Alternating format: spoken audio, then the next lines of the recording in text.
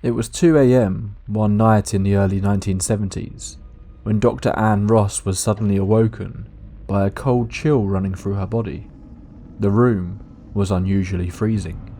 Anne lay there in the darkness, aware that something was wrong, but she wasn't sure what. Her husband lay soundly asleep next to her.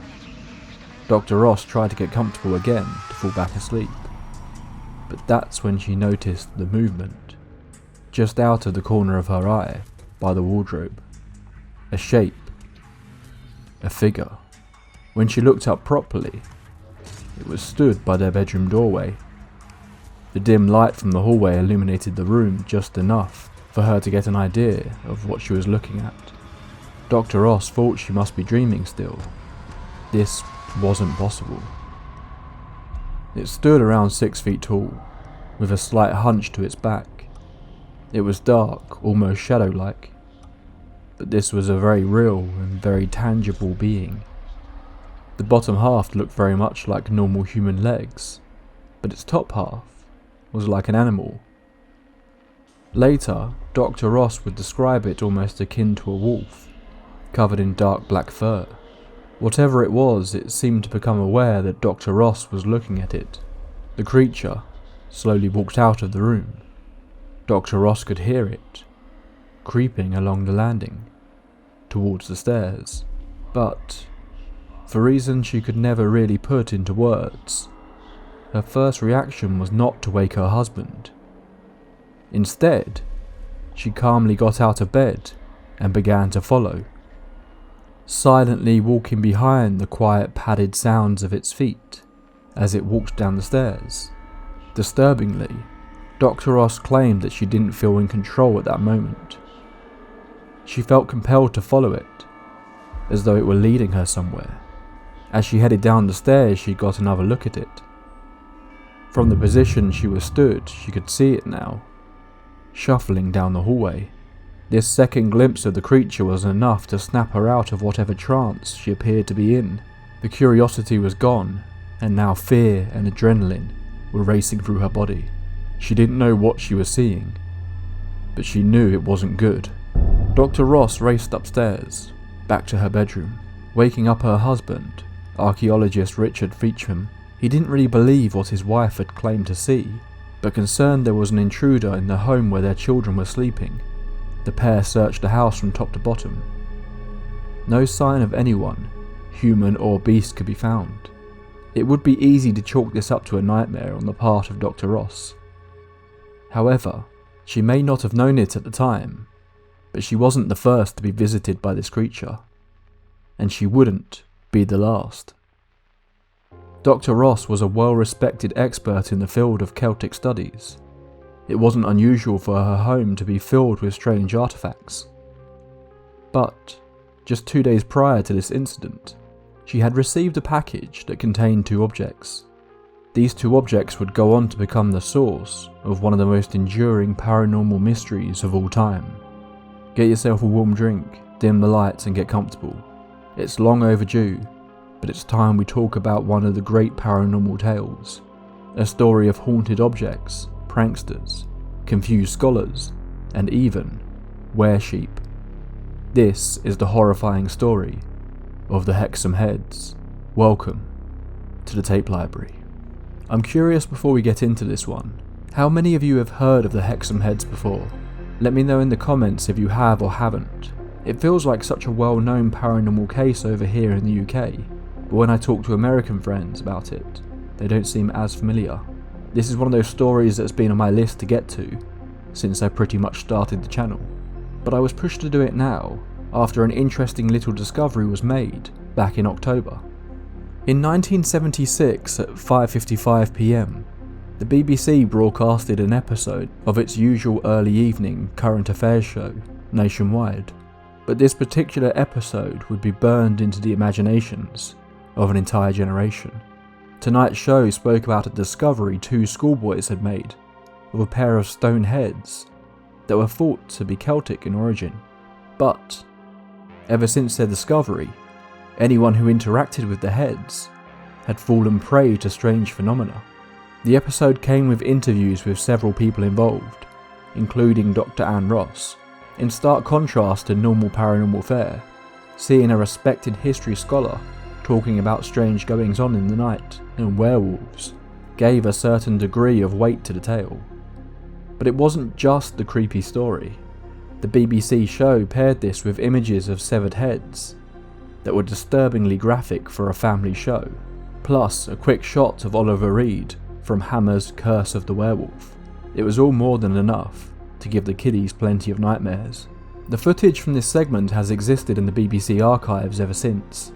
However, the audio has always been missing, making this segment something of a lost holy grail for those fascinated by paranormal media.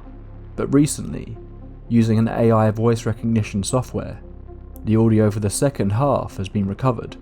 The BBC released the segment as a Halloween treat on YouTube, and for the first time in decades, people were able to hear Dr. Ross's first-hand account of what she saw in her home that night.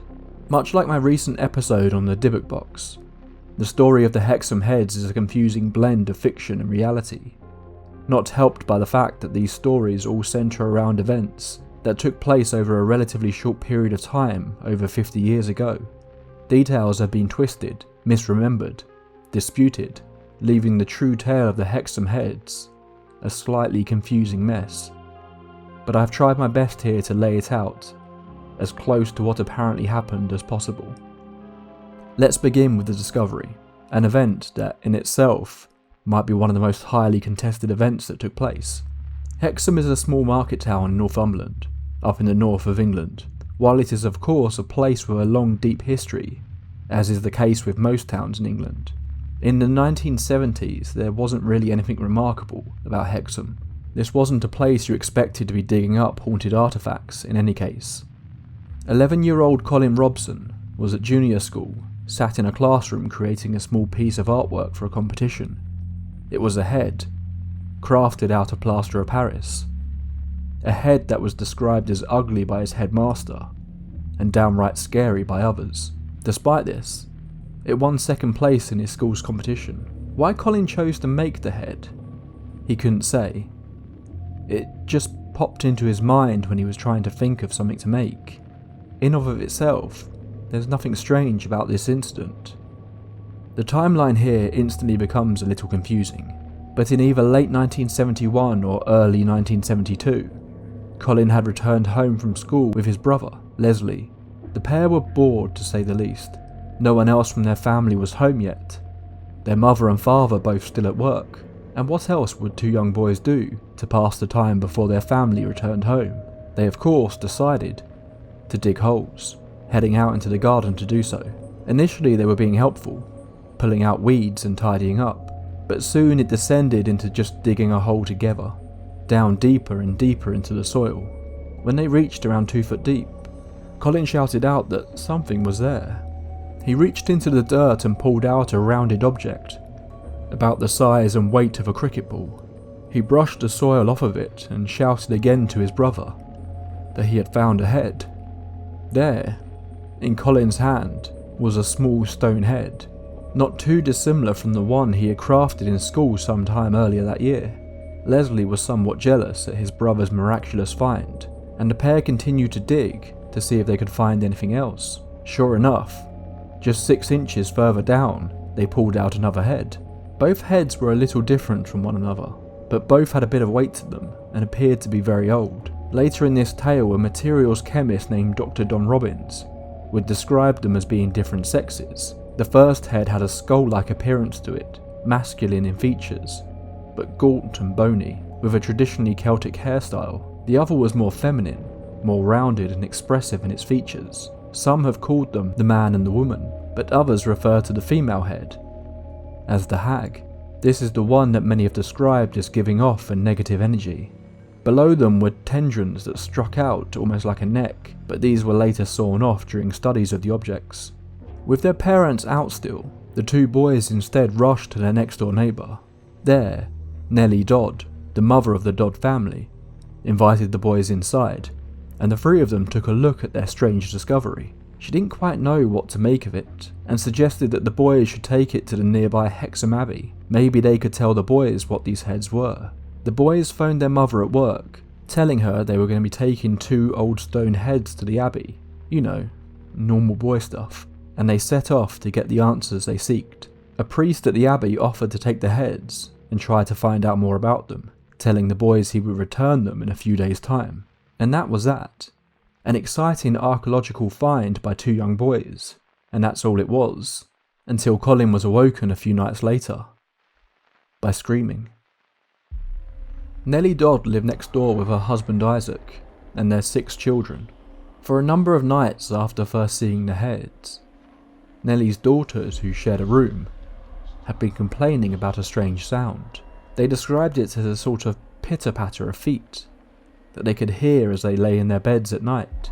Nellie told them they were simply hearing soot falling down the chimney. The night of the incident, 7-year-old Marie was terribly sick with an ear infection. It had taken Nellie some time to get her daughter to sleep, but once she did, she was confronted with her son Trevor, claiming that someone was touching his leg. Trevor shared a bedroom with his younger brother Brian. Nellie assumed this was just a case of the boys messing around and told them to go to sleep. Later, Brian would state that it wasn't just Trevor that felt something touch him. As he lay in his bed, he too experienced what felt like a hand touching his hair, despite there being no one else in the room. Nellie went back to Marie's bedroom, but just before she did, she noticed the landing window was open, flapping in the wind. She was sure she had shut it. Nellie climbed into bed with her daughter, planning to sleep in there with her that night. Sometime in the early hours of the morning, Marie was awoken by a strange sound. She wasn't sure what it was at first, but she instantly knew something wasn't right. The scared little girl looked up. She quickly jabbed at her mother's side to wake her as well. Nellie opened her eyes and couldn't believe what she was seeing. There, standing in the room, was a large figure that she described as being part man and part beast. The lower half of it appeared to be human, but its head almost looked like a sheep, and its feet were hooves. Nellie was immediately terrified, but in her half-awake state she thought this must be some kind of dream. That was until the creature reached out and touched her. The feel of its clawed hands on her leg was more than enough to snap Nellie violently awake. Nellie screamed, a scream so loud it awoke not just her husband, but the neighbours next door. The creature looked at Nellie and Marie momentarily, before turning and running down the stairs. Isaac Dodd came running in to find his wife in hysterics. They searched the house but could find no trace of what Nellie had seen. However, their front door was wide open, suggesting someone or something had run out of the house. The Robsons rushed next door to see what all the commotion was, and heard the crazy story that Nellie laid out. To this day, Colin Robson remembers the fear in the eyes of Nellie and her youngest daughter. Whatever they had seen had deeply terrified them. Just a few days later, the Heads made their way back to the Robson boys. The Abbey wasn't able to provide much more information beyond the fact that they were apparently old. Almost straight away, the strange activity started. It began small, as these things often do. The Heads were placed on a shelf in the living room. When the family would come down in the morning, they would have changed positions, facing towards the garden where they had been found. The Heads would be put back in their place, only to be found moved again the following day. Colin's mother and father were intrigued by this, and began leaving the Heads in different positions. Sure enough, overnight they would move, and what's more, the family would be awoken in the middle of the night by the sounds of their taps running. Colin's father was convinced one of the children was getting up in the middle of the night and doing all this, but he never was able to catch any of them in the act. When the family's oldest daughter Wendy came back from her honeymoon, she found her family a little obsessed with these strange Heads. She placed them under her bed, hoping to put a stop to this whole thing, but sure enough, when she woke up in the morning, the Heads had moved. Then items started breaking. Pictures would fall off the wall. A mirror was found, placed on top of a frying pan that was on a kitchen counter below it, but there wasn't a crack on the mirror. It was as if someone had carefully removed it and put it there. Ornaments were smashed on the ground, with the family becoming convinced that they saw them not fall, but fling themselves across the room, smashing on the opposite wall. The family also began discussing the feeling that there was something in their home.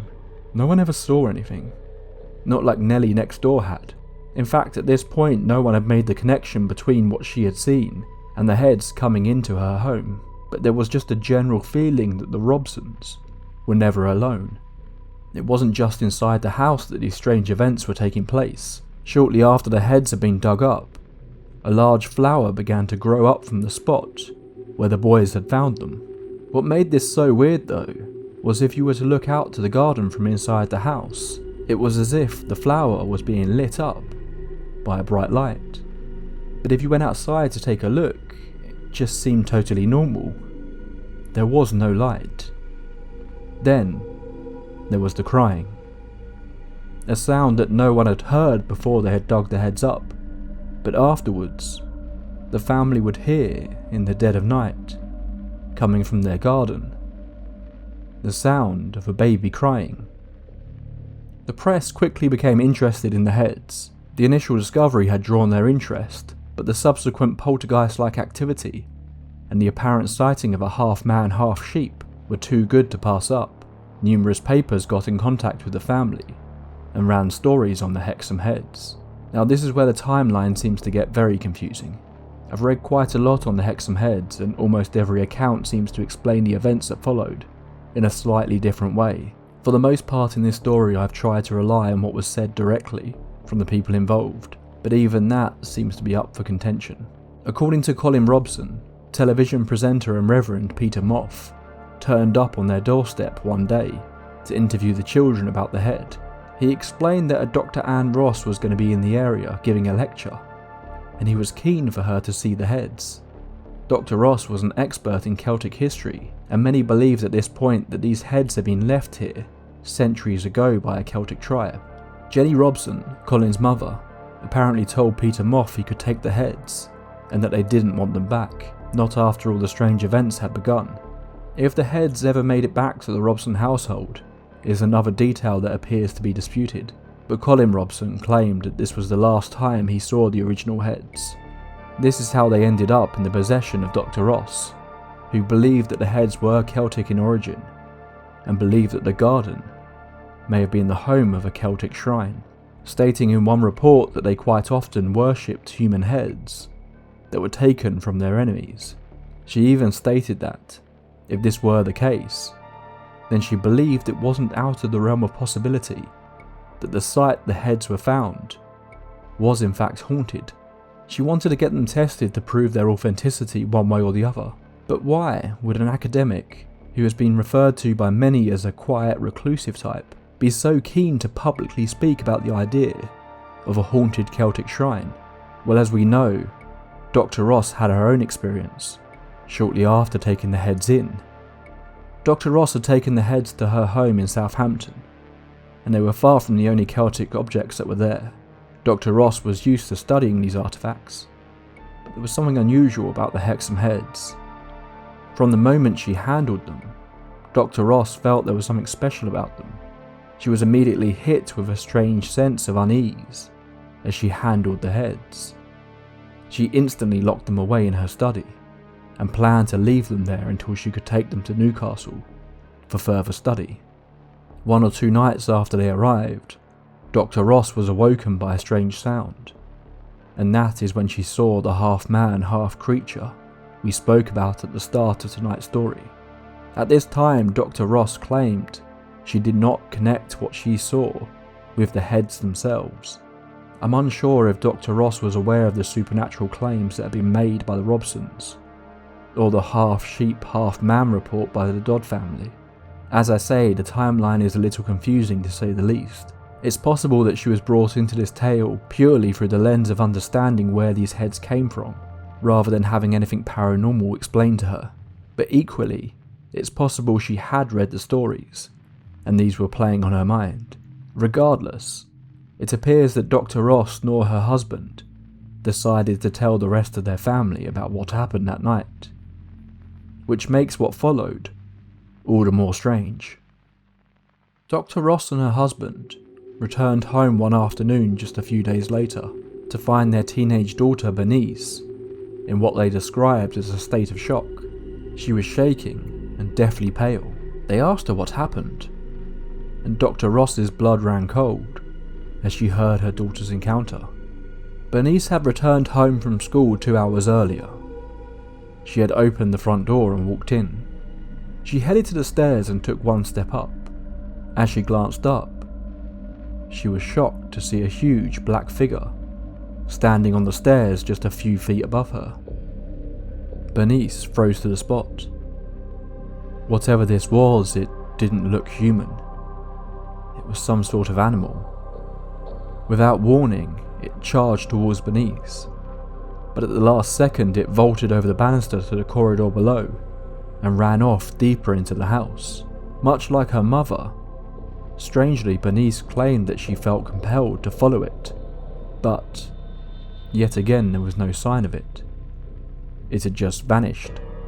Bernice, suddenly regaining her senses, fell to the floor in terror, and there she remained until her parents returned home. Following this, the family heard the sounds of the soft padded paws of an animal landing on the hallway floor time and time again, as though what Bernice saw was playing out, stuck on some sort of loop. At times they believed they caught glimpses of a large dark figure out of the corner of their eyes, but never got a good look at it again. Oftentimes, while working alone in her study, Dr. Ross's door would violently jolt open to reveal no one outside it. Dr. Ross had the heads tested, and it was estimated that they were in fact around 1,800 years old, and were Celtic in origin. A spanner would soon be thrown into the works of the whole Hexham Heads story though, when a lorry driver named Des Craigie contacted the papers to explain he had formerly lived in the Robsons' home, and what's more, he had created the heads himself as a gift for his young daughter. Des claimed that his daughter came running into the room one day, excitedly telling him that the heads he had made her when she was a child were on TV. Des would tell the Evening Chronicle that he made them about 16 years prior. His father had lived in the Robsons' house until about a year ago, and the Craigie family called it home for 30 years. He made the heads from bits of stone and mortar, just quickly, rolling them up like a snowball, and gouging a face in each of them, and gave them to his daughter, who would use the foil from penguin bars to make eyes for them. He actually made 3, but it appears one was never found. Des found the entire thing hilarious. Dr. Anne Ross was curious about Craigie's claims, and wanted to see him create a replica to demonstrate his abilities. The reason for this was that while she thought it was certainly possible that these were not as old as she believed, if they were a recent creation, they had been created to look as close to a Celtic head as possible. This wasn't just a crudely thrown together art project as Des had claimed. It had all the characteristics you would expect to see in a genuine artifact. She also believed that the heads contained some kind of power. After all, how else could she explain what was currently going on in her home? Craigie did create a replica, but most didn't see a distinct resemblance between the replicas and the original heads. In recent years, author Paul Screeton did some more digging into Des and discovered he had quite the reputation of being a prankster. If he did just make the claim of creating the heads as an attempt to get an attention though, he did stick with the story for the rest of his life. There is also the strange photo that Screeton included in his book, which appears to show Des with the original heads, but no one, including Des's son, can clarify when and where the photo was taken. One consideration that could be made is that maybe Des did make 3 heads while living in the property, but that these were not the same heads that were dug up. Maybe something there influenced him, planting the idea of the heads in his mind. Maybe this is why an 11-year-old Colin would make his own heads just before digging the Celtic heads up. a sort of faded memory floating around the garden in Hexham, entering the residents' minds. But it wasn't just Des Craigy's claims that put doubt on the heads. Geologists in Newcastle and Southampton appeared to have differing views on the age of the heads, with one expert claiming they were in fact close to 2,000 years old, while the other believed the material they were made from suggested they were a much more recent creation.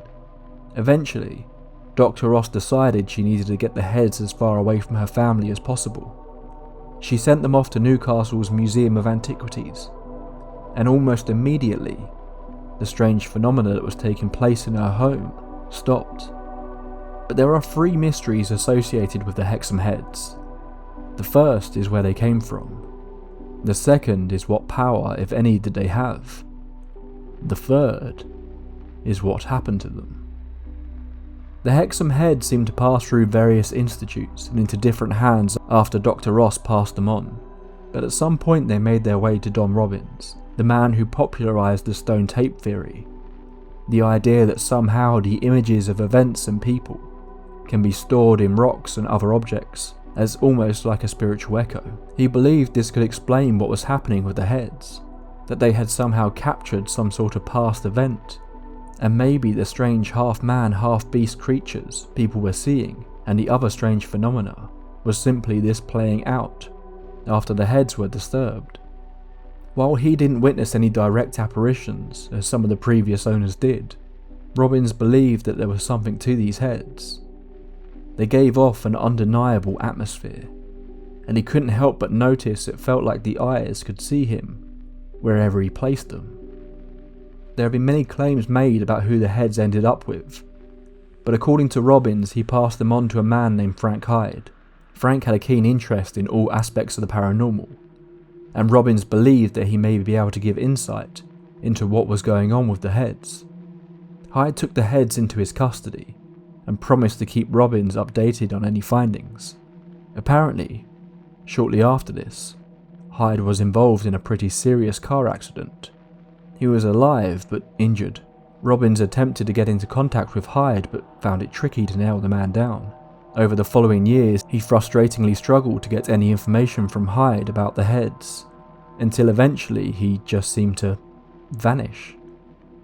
Robbins was quoted as saying it was like he had walked into a fairy hill in a folktale, and with that, the Hexham Heads were gone, leaving behind one of the most compelling and enduring paranormal mysteries of all time. So what really happened? Well, that's not an easy question to answer. As I've already stated, trying to pin down the details of this one has proved really difficult. For what is essentially such a simple story, every single element seems to have multiple differing takes on events. Even the year that the heads were found is disputed, which starts you off on a difficult road almost immediately. I don't think this necessarily points to the whole thing being a hoax, however. Obviously, newspapers were not sending out their top reporters to jump on what was essentially a silly local paranormal story, leading to numerous factual errors in the initial reports, even down to the witnesses' names. I don't think this really became such a big story until years later, when the BBC Nationwide programme was aired. By that time, the location of the heads was unclear, and no more serious research could be done on them than what had already been carried out. There's also the fact that many of the people who are still talking about this event now, who were directly involved, were literally children when these events took place, retelling events that took place decades ago over a short space of time. Most likely their memories of what happened is the result of how their families had retold the stories in their households over the years. The half-man, half-beast that Dr. Ross and Nellie Dodd saw is an interesting aspect of the story. It's often reported as appearing to be a werewolf, but while Dr. Ross described it as more wolf-like, Nellie Dodd was very clear that it had the head of a sheep or a ram. One interesting story that came out as a possible explanation to this came from the slaughterhouse that was located close to the houses in Hexham.